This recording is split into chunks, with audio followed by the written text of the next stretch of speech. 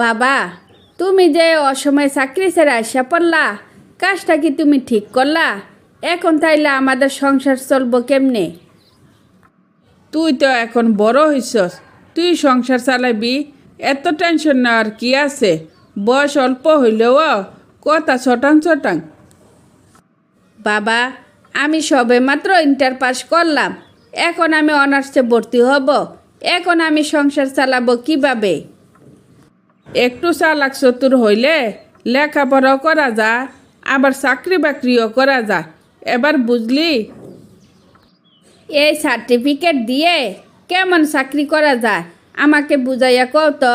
Honours masters কইরা চাকরি পায় না, আর আমি নাকি ইন্টার পাস করে চাকরি পাবো। চাকরি পাওয়া নিয়া তোর এত টেনশন করার দরকার নাই। আমার এক আত্মীয় আছে, ওরে বইলা চাকরি ব্যবস্থা করে দিব। তোমার কি মনে হয় চাকরি করে আমি লেখাপড়া চালাইতে পারবো? বাবা মা হইয়া আমার মনের কষ্টটা বুঝলা না? ঠিক আছে, তোমাদের যা ভালো মনে হয় তা করো। তুই তোর আপার বাসায় থাকবি, সেখান থেকে অফিসে যাবি। তোর আপার সাথে কোনো ধরনের বেয়াদবি করবি না। আমার একটা মাত্র প্যান্ট, জুতাগুলো তেমন ভালো না, তাইলে এসব নিয়া আমি যাব কিভাবে? আমার তো একটা প্যান্ট লাগবো নাকি? ছেলেদের এত কাপড় চোপড় লাগে না, একটা প্যান্ট হইলে 2 বছর কাটানো যায়। বেতন পাইলে একটা প্যান্ট কিনে নিস। দোস্ত, শুনলাম তুই নাকি লেখাপড়া সাইডে দিয়া চাকরি করার জন্য ঢাকা চলে যাইতাছস। যা শুনছস ঠিকই শুনছস। এখন থেকে এই সংসারে হাল নাকি আমাকে ধরতে হবে। 2-1 দিনের মধ্যে চলে যাব। তুই কি তাইলে আর লেখাপড়া করবি না? এভাবে নিজের জীবনটারে অকালে শেষ করে দিবি? শোন, বাবা মা যদি আন্তরিক না হয়, জীবনের সাথে লড়াই করে সারা জীবন কাটাতে হয়, তো চাকরি করে আর যাই করি, লেখাপড়াটা আমি ছাড়ব না। যেভাবে হোক চালাইয়া যাব। কি ব্যাপার ভাই, তুমি তো সব সময় এক প্যান্ট এক শার্ট পরে আসতা, কিন্তু আজকে কয়েকদিন ধরে খেয়াল করলাম প্রতিদিন ড্রেস পাল্টাইয়া পাল্টাইয়া আসো। কি তোমার স্যালারি বাড়ছে নাকি? আমার স্যালারি বাড়ছে নাকি কমছে সেই কফেত কি তোমারে দিতে হইব? কারো ড্রেস আপ নিয়া এভাবে কথা বলাটা উচিত না। সেই কারণে বলি নাই তুমি যে এতটা স্মার্ট, এতদিন তোমার ড্রেসের কারণে বোঝা যায় নাই। সত্যি বলতে তোমার এতদিন আমাদের দাদার মতো মনে হইতো। খুব ভালো একটা কথা বলছো। আর তোমারও যে আমার ড্রেস নিয়া হাসাহাসি করতা তা আমি দেখতাম, তারপরও তোমাদের সাথে কথা বলছি। এবার মন খুলে হাসো। আমি গেলাম। তুই বাড়িতে আইসস, ভালো করছস। তোর জন্য কয়েকটা মেয়ে দেখা রাখছি। এবার যারে তোর পছন্দ হইব তার সাথে তোর বিয়ে দিব। বাবা, তোমারে তো আমি অনেক আগে জানাইছিলাম আমি একটা মেয়েরে পছন্দ করি। তুমি কি সেদিন শোনো নাই, নাকি জান না জানার বাপ করতাছ? সব কথা আমার জানা লাগবো কেন? পছন্দ করলে যে বিয়ে করতে হবে তা তো কোনো নিয়ম নাই।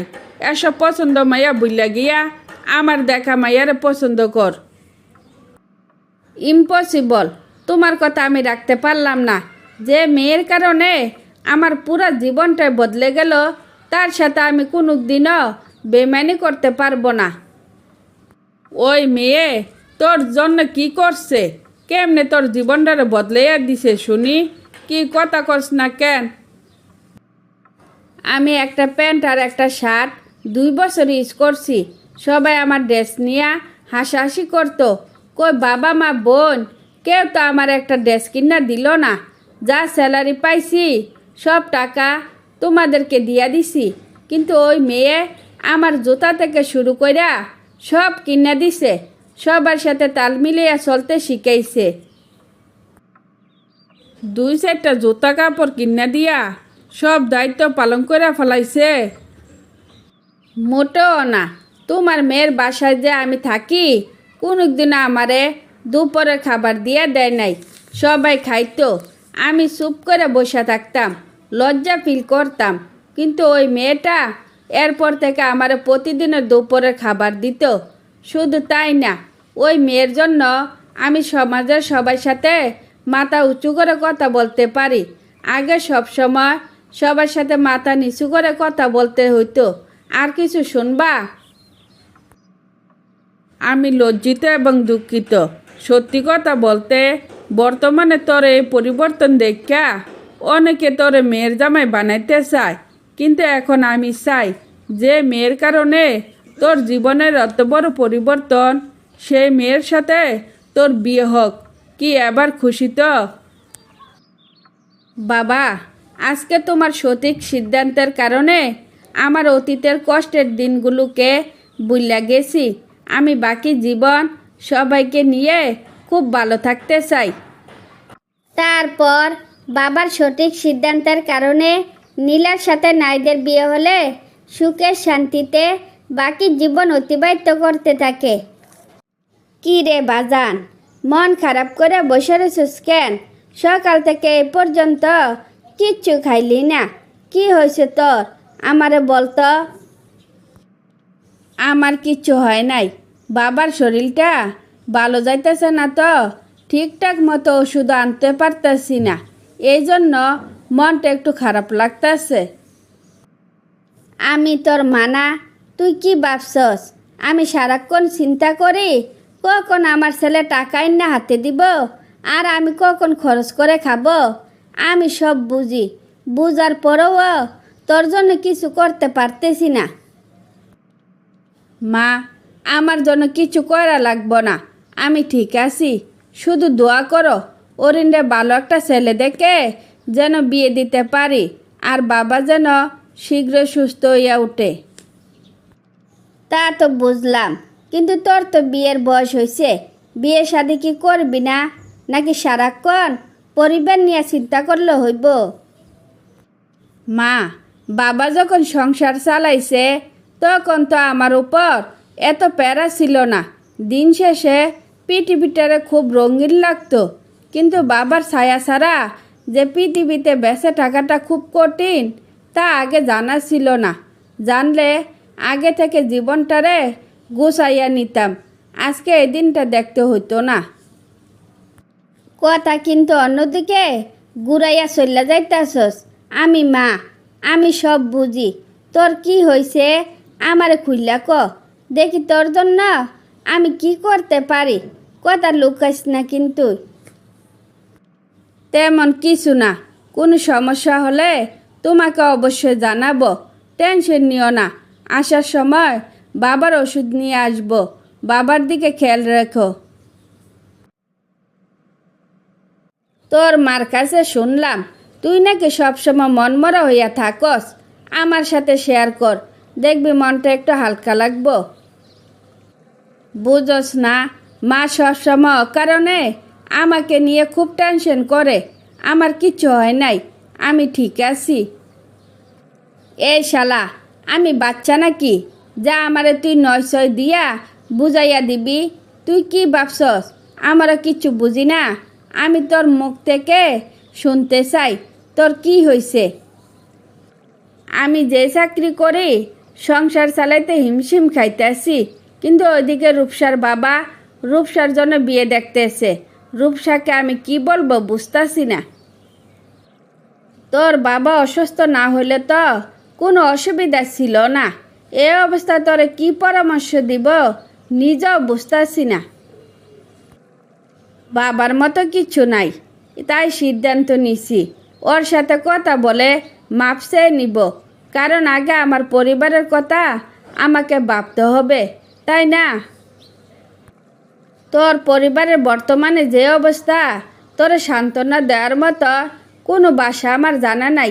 তুই বললে তোর মাকে নিয়ে রূপসার বাবার সাথে কথা বলতে পারি। তোর কিছু বলার দরকার নাই। ভাবছিলাম ভালো চাকরি হইলে পরিবেশটারে চেঞ্জ করব, তারপর ওর বাবার সাথে কথা বলবো, কিন্তু কোনোটাই হলো না। শোন, আফসোস কইরা কোনো লাভ নাই, কপালে যা থাকে তাই হইব। আমি তোর মাকে নিয়ে রূপসার বাবার সাথে একবার কথা বলবো। ভালো থাকিস। তোমার চাকরি পরিবর্তন না কইরা তোমার মাকে কেন আমার বাবার কাছে পাঠাইছো? তোমার কি কোনো কমন সেন্স নাই? আমি এমন একটা সিচুয়েশনে আছি, কি করব বুঝতে পারছিলাম না। আমার ভুল হইয়া গেছে, পারলে মাফ করে দিও। তুমি জানো না, ভুল করলে যে সারা জীবন ভুলের মাসুল দিতে হয়। বাবা আমার কাজিনের সাথে আমার বিয়ে ঠিক করে ফেলছে, এবার বসে বসে ভুলের মাসুল দিতে থাকো। কি আমার কথা শুনে খুশি হও নাই? শুক্রবারে তোমার দাওয়াত রইল, মিস করো না কিন্তু। কি ব্যাপার, তোর দাদির কাছে শুনলাম তুই নাকি খাওয়া দাওয়া বন্ধ করে দিছস। তুই না আমারে বললি ওই ছেলেরে তুই বুলিয়া যাবি, তাইলে এখন খানা বন্ধ করছস কেন? বাবা, আমি কি কখনো তোমাকে বলছি ওই ছেলেরা আমি এখনো মনে রাখছি? মা মারা যাওয়ার পর থেকে তোমার কথার বাহিরে কি কোনো দিন আমি চলছি? যতই আমার কষ্ট হোক, সারা জীবন তোমার কথা মতো চলার চেষ্টা করব। এই ব্যাপারে তুমি নিশ্চিত থাকতে পারো।